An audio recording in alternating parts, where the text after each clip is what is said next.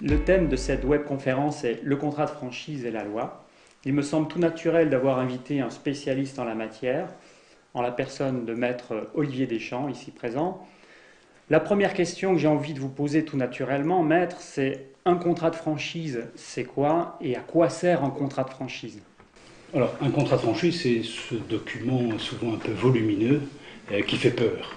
En fait, il a un objectif très simple, c'est de déterminer quels sont les droits et les obligations de chacune des parties.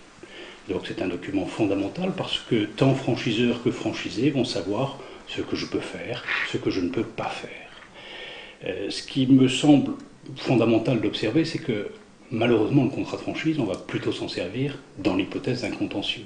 Parce qu'à l'évidence, lorsque les relations fonctionnent bien, on va dire que le contrat de franchise est un peu l'outil, le document presque au quotidien qui va permettre de déterminer ce que chacun fait. En revanche, lorsqu'il y a un contentieux, là on va sortir le contrat pour déterminer qui peut avoir tort, qui peut avoir raison. Nous venons d'évoquer la définition d'un contrat de franchise, mais maître, ce qui me semble important, c'est quelles sont d'après vous les principales qualités d'un contrat? Que doit-il contenir? Alors, avant de savoir ce que doit contenir un contrat, je crois qu'il faut s'intéresser à ses qualités. Pour moi, la première qualité d'un contrat, c'est qu'il doit être lisible. Quand je dis lisible, c'est lisible par tout le monde, compréhensible. On doit éviter aujourd'hui un jargon trop juridique qui viendrait à rendre indigeste un contrat de franchise. La deuxième qualité, pour moi, c'est que un contrat de franchise, se doit être équilibré. Parce que la franchise, ce doit être une relation équilibrée entre un franchiseur et des franchisés. Et dès lors, dans le contrat lui-même, on doit se retrouver cette notion d'équilibre entre les obligations et chacune des parties. Ensuite, je dirais que, pour moi, si je me place du côté du franchisé, la qualité du contrat, c'est quelque part sa relation, c'est-à-dire ce doit être un document qu'il a parfaitement compris.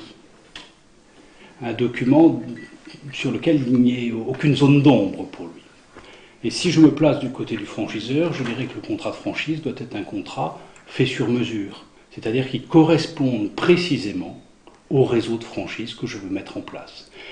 Pas d'obligation inutile, pas d'obligation qui ne correspondent pas à mon concept, qui ne correspondent pas à mon réseau, mais quelque chose, un document qui a été fait spécialement pour moi.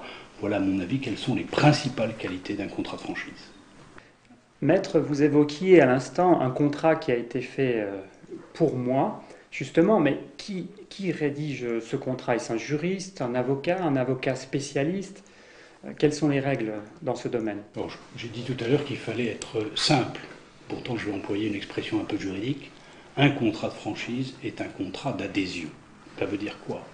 Ça veut dire que c'est le franchiseur qui rédige le contrat et qui va le proposer au franchisé. Quand je dis le franchiseur, si c'est le franchiseur tout seul qui rédige le contrat, il n'aura pas un contrat réalisé comme il convient.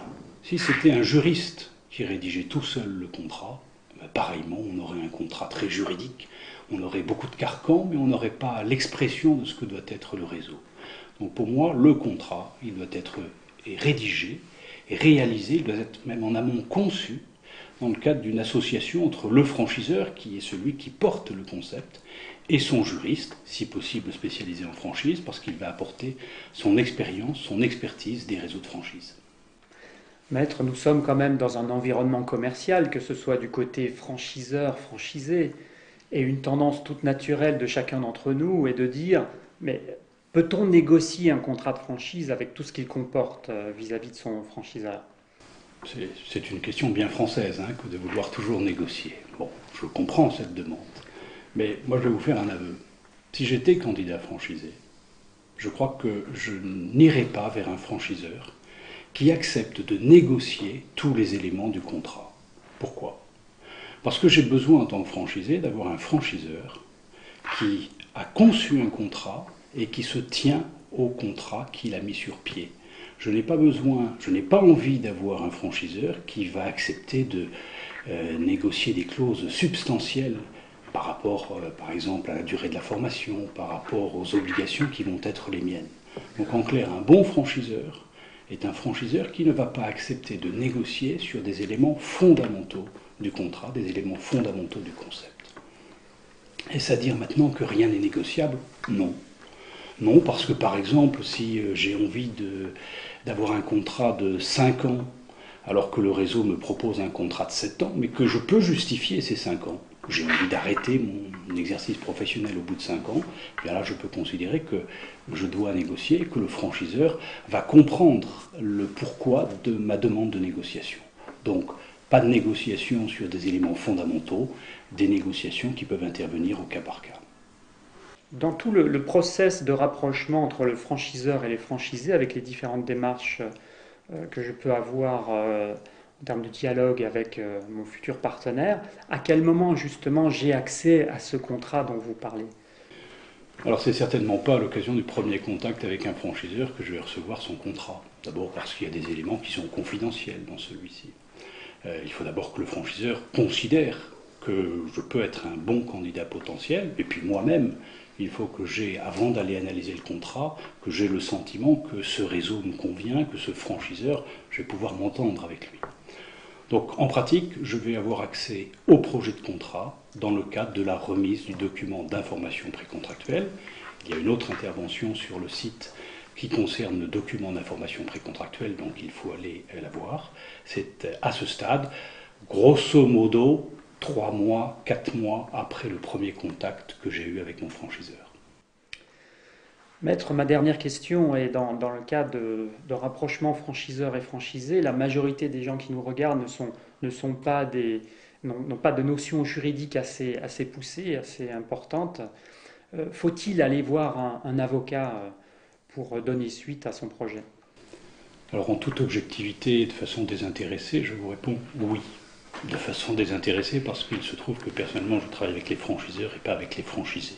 Mais je conseille aux candidats franchisés d'aller voir un avocat pour qu'il y ait une très bonne compréhension de ce que seront leurs droits et obligations. Ce qu'il faut à mon sens, c'est qu'un candidat franchisé comprenne bien qu'un contrat, on peut le lire de deux façons. Je peux le lire dans ma relation franchiseur-franchisé. J'ai le droit à cela, j'ai le droit à ceci ou cela. Mais avec une deuxième lecture, avec un prisme un petit peu différent, je fais partie d'un réseau en tant que franchisé. Et dès lors, ce contrat, il doit s'analyser comme créant des obligations vis-à-vis des autres partenaires du réseau. Donc finalement, une obligation que je pourrais avoir un petit peu de mal à admettre pour moi-même, elle va éminemment me servir parce qu'elle s'imposera également aux autres. Et ayant compris cela, je crois que je peux être un bon franchisé qui a bien compris son contrat, donc bien compris ses obligations. Et partant de là, je pense que je pourrais réussir dans le cas de la franchise. Maître Olivier Deschamps, je vous remercie vivement de votre intervention. Bien entendu, en quelques minutes, nous avons essayé d'éclairer nos téléspectateurs sur le sujet du contrat de franchise et la loi. J'encourage l'ensemble des internautes à aller nous rejoindre sur une autre conférence qui traite plus précisément des clauses, partie ô combien importante. Et je vous dis donc à bientôt.